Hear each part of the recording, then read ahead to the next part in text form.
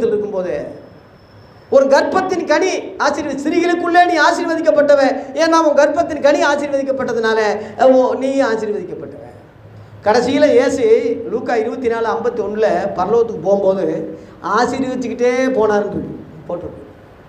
எந்த ஆசீர்வாதம்? உன்னதமான மகிமையான சுவிசேஷத்தை உலகம் முழுவதும் போய் சொல்லுங்கன்னு சொன்னாரே, இதுதான் ஆசீர்வாதம்.